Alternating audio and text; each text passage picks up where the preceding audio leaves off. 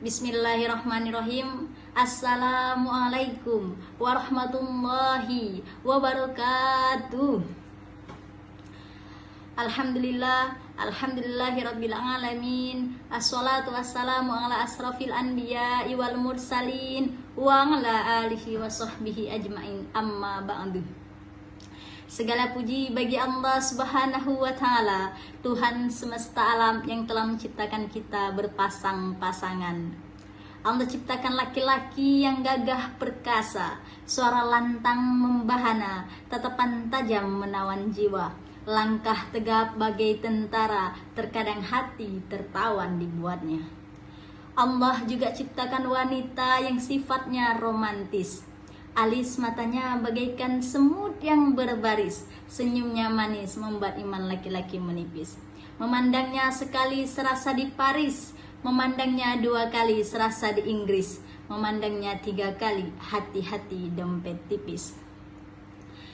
Sholawat berangkaikan salam, tak bosan-bosannya kita curahkan kepada Nabi yang paling keren yang tidak usah.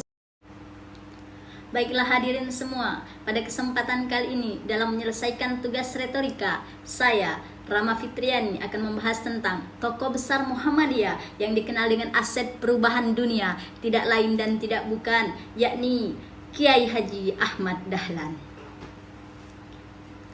Hadirin rahimakumullah, siapa sih Kiai Haji Ahmad Dahlan itu?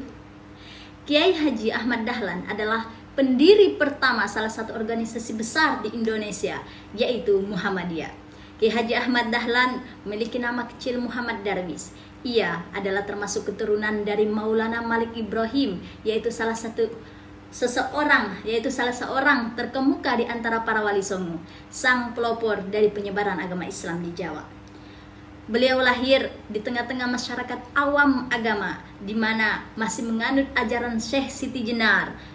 Pada saat itu juga, Darwis kecil sudah merasa ada yang tidak beres dengan para penduduk desa, yaitu para penganut agama Islam yang mana tidak sesuai lagi dengan yang diajarkan Nabi Muhammad SAW. Lalu, seorang Darwis kecil ini, tepatnya usia 15 tahun, beliau pergi ke Mekah untuk melaksanakan haji dan menetap selama 5 tahun di sana untuk belajar tentang agama Islam secara mendalam. Usai pulang dari Mekah hadirin, nama Muhammad Darwis berubah menjadi Ahmad Dahlan. Ia pun mulai bergerak mendirikan musolah untuk pengajian masyarakat setempat.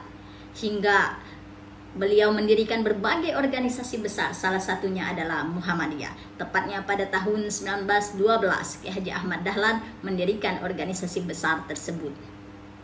Apa tujuannya hadirin dari organisasi tersebut? Apakah Kiai Haji Ahmad Dahlan tidak punya tujuan untuk mendirikan organisasi tersebut? Punya hadirin. Apa tujuannya? Tujuannya itu untuk melaksanakan cita-cita dari pembaruan Islam yang hadir di Nusantara. Kiai Haji Ahmad Dahlan menginginkan suatu adanya perubahan terhadap cara berpikir maupun beramal masyarakat. Lalu, apakah usaha beliau itu tidak ada kendala? Justru sangat banyak kendala, mulai dari dukungan hingga tuduhan yang tidak masuk akal seperti ajaran sesat dan lainnya. Beliau sempat dituduh akan mendirikan agama baru dan menyalahi ajaran Islam. Ada pula orang yang menuduh bahwa Ahmad Dahlan ini adalah seorang kiai yang palsu, sebab telah meniru bangsa Belanda yang beragama Kristen, dan beliau juga mengajar di sekolah-sekolah Belanda hingga bergaul dengan tokoh Budi hingga bergabung dengan tokoh Budi Utomo. Lalu, apakah beliau menyerah dengan hinaan cacian tersebut? Ya, layaknya manusia biasa teman-teman. Kiai Haji Ahmad Dahlan juga pernah putus asa, tetapi beliau tidak pernah menyerah. Apakah kalian tahu teman-teman, karena apa beliau masih berjuang hingga mendirikan organisasi besar tersebut? Jawabannya adalah karena beliau terinspirasi untuk mendirikan sebuah organisasi yang sudah tercantum di dalam Al-Quran, surah Ali Imran ayat 104 yang berbunyi, A'udzu billahi minasyaitonir rajim.